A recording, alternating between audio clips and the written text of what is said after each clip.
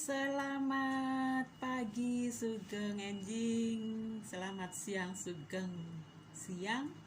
Buat sahabat Melati dimanapun berada, di dalam negeri maupun di luar negeri, mudah-mudahan semua sehat, semua happy selalu. Tetap jaga imun, prokesnya jangan lupa, tetap dipakai ya. Sekali lagi, sebelum pemerintah benar-benar mengumumkan bahwa kita sudah benar-benar terbebas dari COVID, itu harus tetap kita jaga prokes ya. Ayo ngobrol ria lagi tentang Nusantara ya. Yang lagi viral yaitu tentang Bapak Luhut yang dan Gus Yakut yang telah menetapkan bahwa Candi Borobudur adalah candi tempat beribadahnya, pusat beribadahnya agama Buddha sedunia. Keren banget ya. Inilah bangkitnya Nusantara. Semua itu ada waktunya ya. Memang kalau sudah waktunya udah nggak bisa. Kalau udah waktunya telah tiba, kita nggak bisa apa-apa. Mau stop sekalipun nggak bisa. Ya, dengan mudah gitu aja terjadi.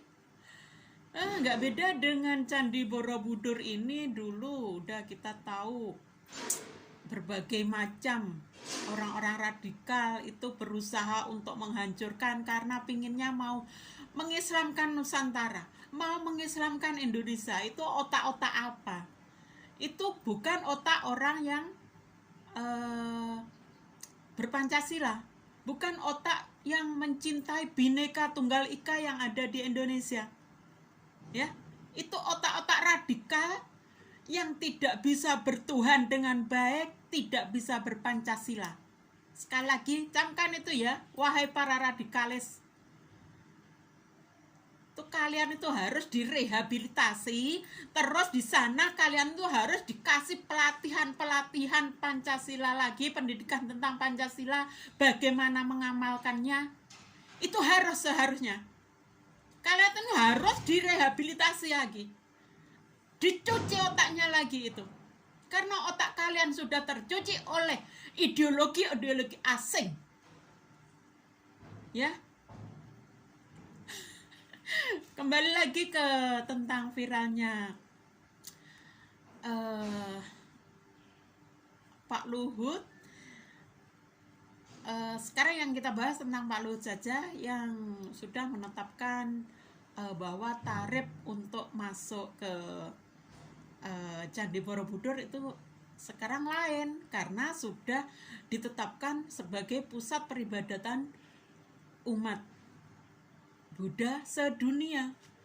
Ya otomatis harus lain dong aturannya. Nggak sama dengan kemarin-kemarin yang cuma ya agak-agak ecek sih. Ya nggak ecek, cuma kan terlalu murah gitu ya. Misalnya terus masuk itu ya suka-suka, yang mau masuk gimana, mau nggak ada pantauan yang sangat-sangat ketat, nggak ada. Mungkin seperti itu, aturan-aturan yang seperti itu harus diatur kembali.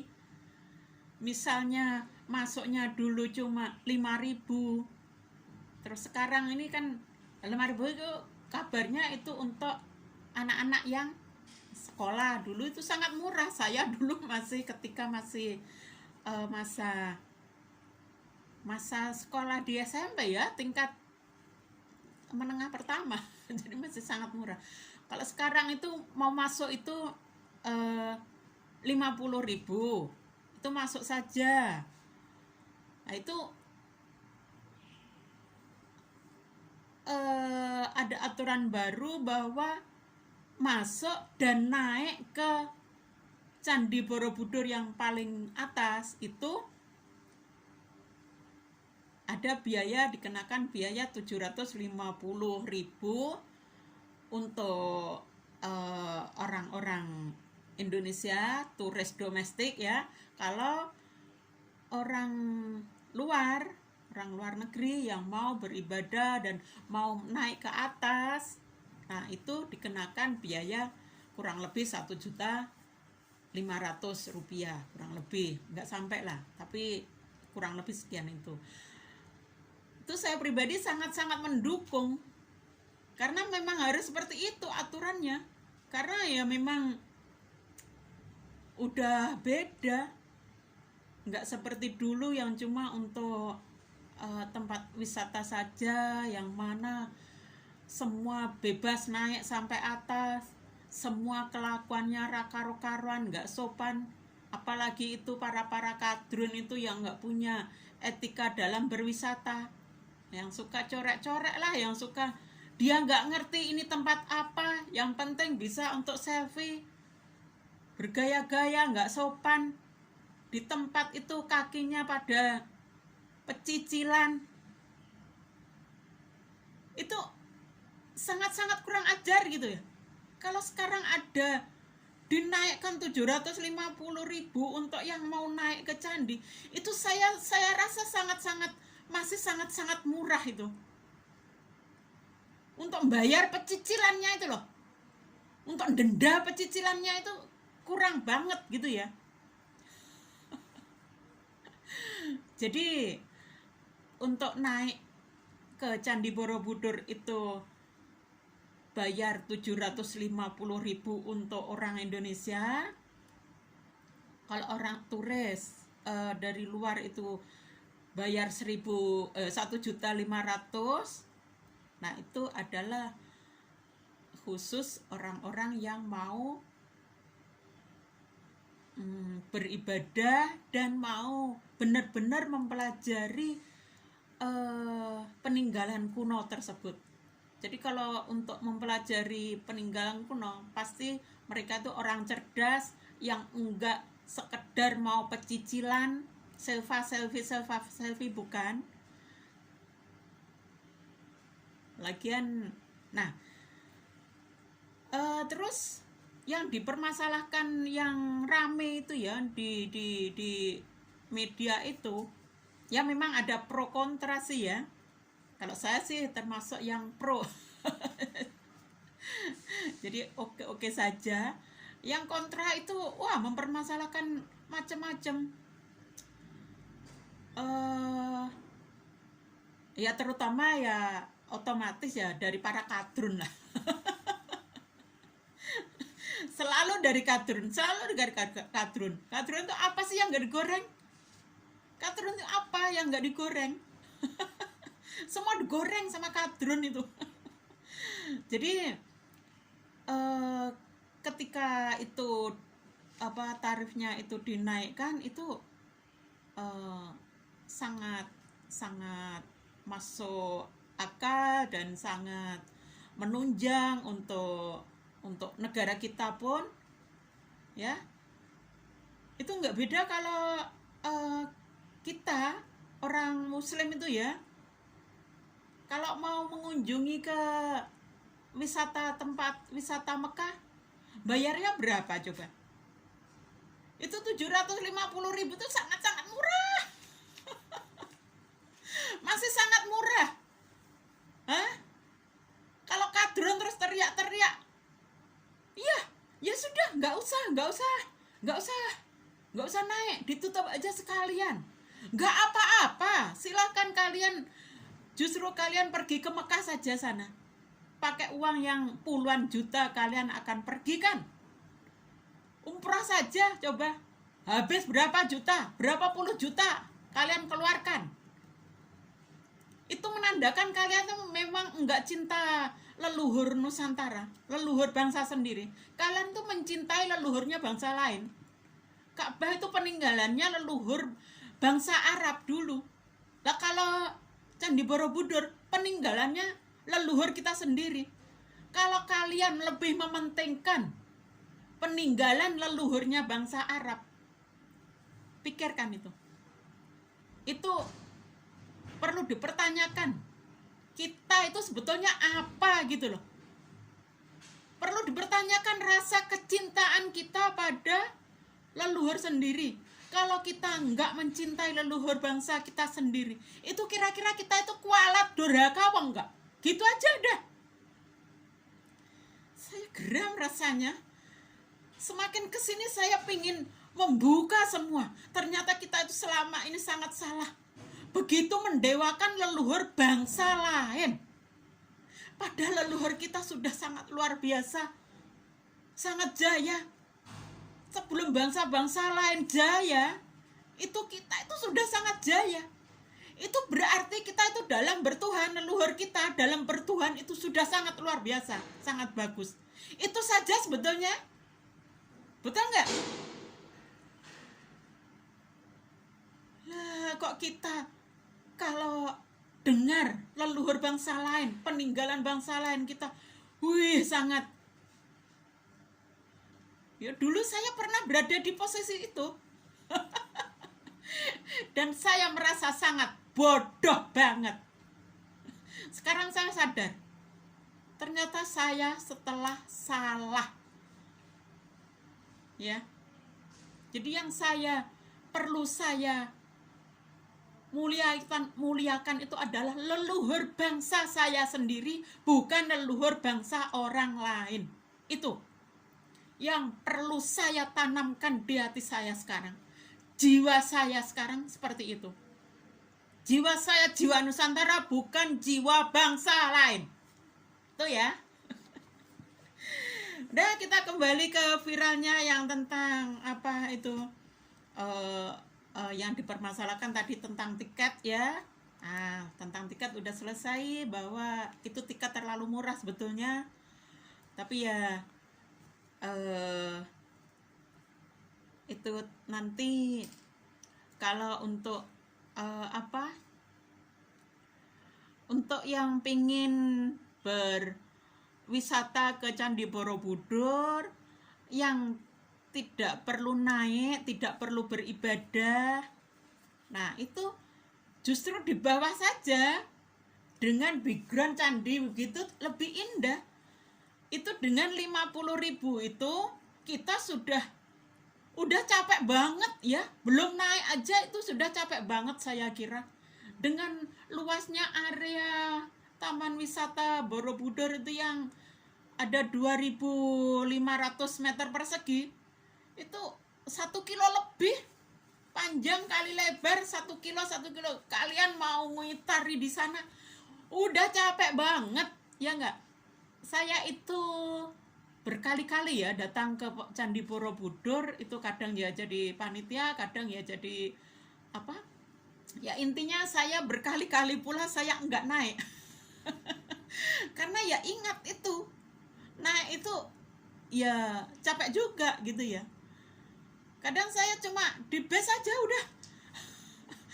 Ya pas jadi panitia paling ya cuma ngelihat dari jauh ke anak-anak gimana gitu aja.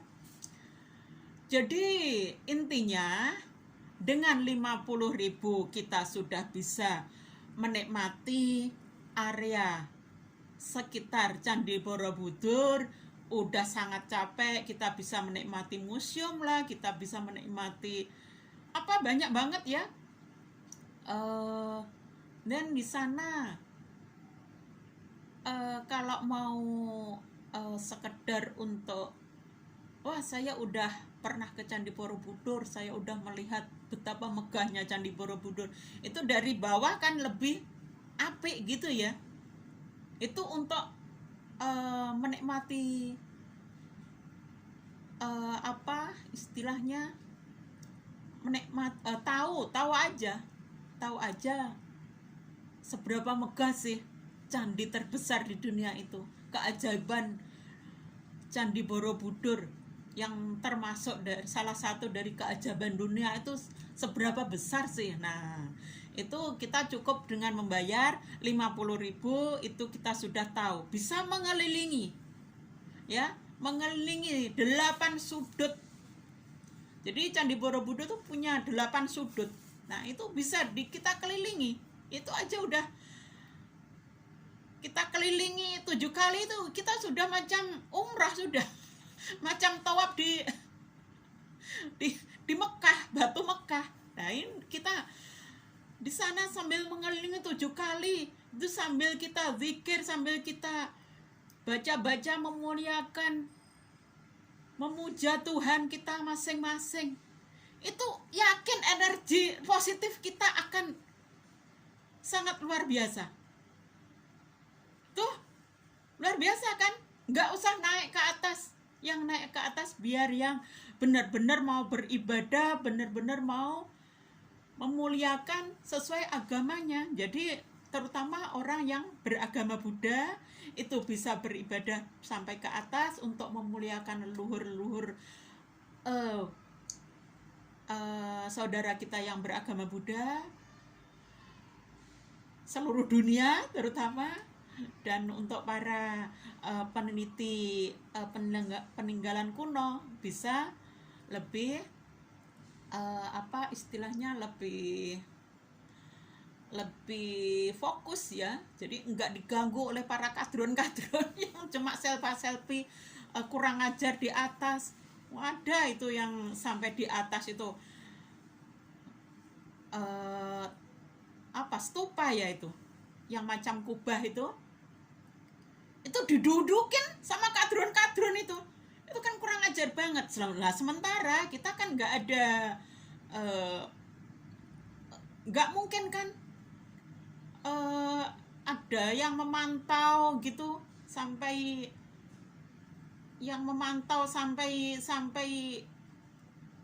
sangat-sangat detail gitu kan, nggak mungkin gitu lah, petugasnya kan sangat terbatas gitu ya. Nah, selain tentang tiket itu yang dipermasalahkan, itu agak-agak dipermasalahkan, guide-nya harus dari pihak wisata itu. Ya itu juga masuk akal juga. Karena apa? Yang tahu segala sudut di candi itu nanti adalah ya orang yang ada di tempat tersebut, yang bekerja di tempat tersebut. Jadi untuk guide yang bisa memberi kita pengetahuan, menceritakan ini candi ini begini. Nah itu kan harus orang khusus. Nah itu nggak beda lagi dengan yang umroh. Coba yang umroh yang umroh yang ihram itu guide-nya itu pada awalnya juga orang sana gitu ya. Nah ini karena kita ini masih di awal, jadi ya harus ada guide pegawai daripada tempat itu sendiri juga gitu ya. Jadi masuk akal juga gitu. Jadi seharusnya kalau kita itu memang pinter, kita itu cerdas, nggak usah dipermasalahkan seperti itu. Kalau udah bener niat mau datang ke sana, kalau memang belum tahu setiap sudutnya di tempat wisata itu, ya pantas kalau kita memakai guide sana ya. Ya kecuali nanti kalau udah lama gitu. Ya nggak beda dengan di mana ketika umroh dan apa itu. Pemandunya udah orang kita sendiri. Nah, pemandunya tadi otomatis sudah berkali-kali datang ke Mekah juga. Jadi tahu sudut-sudut di sana. Setiap sudutnya bagaimana itu tahu. Jadi bisa jadi pemandu. Tapi untuk awal-awalnya kalau kita belum ngerti apa-apa tentang tempat tersebut, kita harus memakai pemandu dari tempat tersebut ya. Jadi untuk para kadrun udah ya, jangan goreng-goreng lagi, jangan ngata-ngatain Pak Luhut cari duit lagi, jangan ngata-ngatain negara tekor lagi atau apa. Itu adalah usaha pemerintah. Lah Pak Luhut itu adalah menteri kok, menteri investasi kok. yang mengordinir segala macam investasi-investasi di Indonesia. Kalau Pak Luhut itu terus menetapkan seperti itu, wajar saja. Kadrun-kadrun itu kalau memang tugasnya apa, udah kerjakan tugas kalian sendiri, nggak usah buacot, nggak karo-karuan ngata-ngatain Pak Luhut begini. Kalian itu tugasnya kalian itu apa gitu, kerjakan sendiri, nggak usah ngurusin tugas pemerintah. Paham, Drone? Saya kok geram banget rasanya. Tapi ya itulah kadrun. Dari awal kadrun lahir, yaitu tahun 2019, itu memang seperti itu. Kadrun-kadrun yang radikal itu loh, yang banyak buacat itu sebetulnya. Jadi mereka itu mengompori masyarakat itu untuk terus membenci pemerintah. Kadrun itu mengajak kita untuk durhaka. Jadi, masyarakat Indonesia please, jangan ikuti media-medianya kadrun. Pokoknya segala macam yang berbau provokasi untuk membenci pemerintah, itu adalah medianya kadrun. Camkan itu, masyarakat Indonesia ya.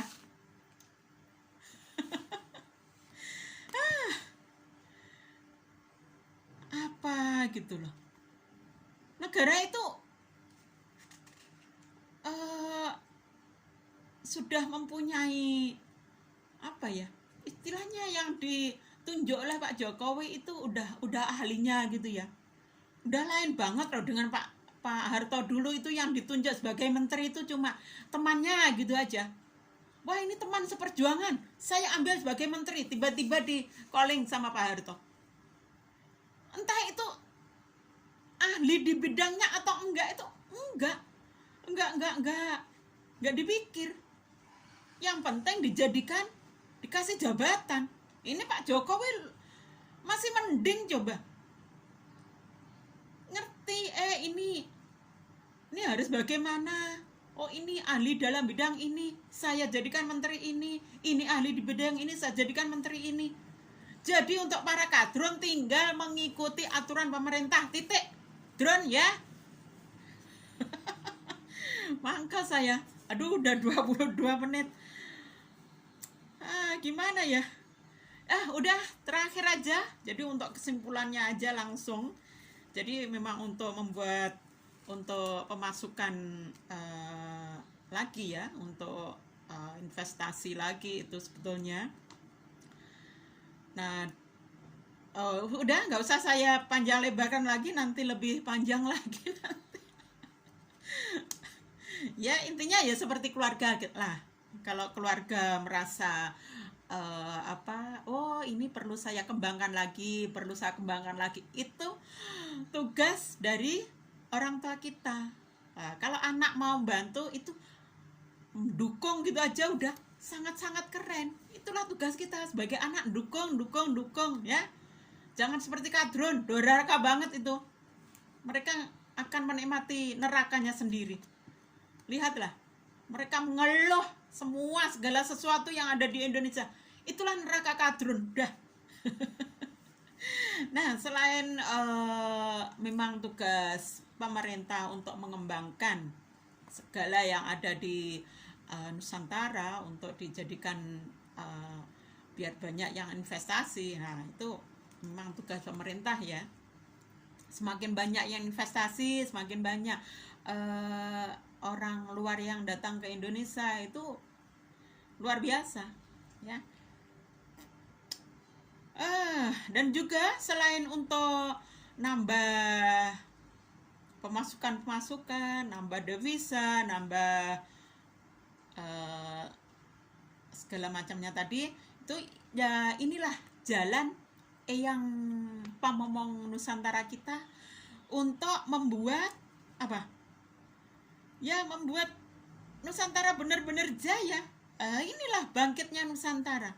Membawa Nusantara ke dunia ini memang udah waktunya Eyang Pamomong Nusantara membawa kita ke arah menuju kebangkitan Nusantara. Memang sudah waktunya. Demikian mudah ya. Eyang sudah 500 tahun menunggu waktu ini. Jadi saatnya Eyang menagih janjinya ini. Jadi ya ini termasuk salah satunya, salah satu kecil, belum yang lain-lainnya. Kita tunggu saja. Alam sedang bekerja untuk Nusantara. Jadi itu ya. Dan lagi ini adalah untuk umat non-muslim yang merasa keberatan dengan 750.000. Itu saya pikir ya harus kita ngelihat dengan umat muslim yang mau datang ke mana, ke Arab itu aja ya. Itu harus nunggu nabung banyak. Bisa kita bayangkan umroh saja untuk misal 7 hari atau 9 hari udah sekitar 30-an juta. So berapa bulan untuk nabungnya, berapa tahun untuk nabungnya ya. Jadi untuk umat muslim ya harus menyadari untung-untung, apalagi kalau mau lebih, merasa itu sangat sedikit 750 itu. Nah, itu ya. Dan untuk umat Islam yang merasa itu sangat keberatan 750 itu, umat Islam Indonesia loh ya. Ya itu diingat juga, kita untuk ke Mekah saja, untuk umroh saja itu 30 juta.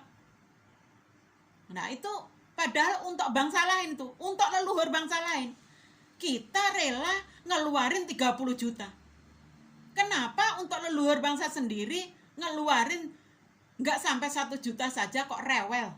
Nah itulah, silakan nikmati durhaka kalian sendiri.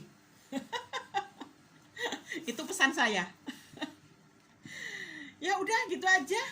Saya pikir semua tinggal kesadaran masing-masing untuk selalu sadar bahwa kita itu adalah bangsa Nusantara, bukan bangsa lain. Terutama bukan bangsa Arab. Oke, sekian saja saya pikir. Mohon maaf, mudah-mudahan bermanfaat walaupun cuma sedikit ya. Semangat untuk melestarikan budaya Nusantara, melestarikan tradisi Nusantara, sejarah Nusantara, dan spiritualis Nusantara. Terima kasih, matur sembah nuwun, mohon maaf lahir dan batin. Pareng matur sembah nuwun.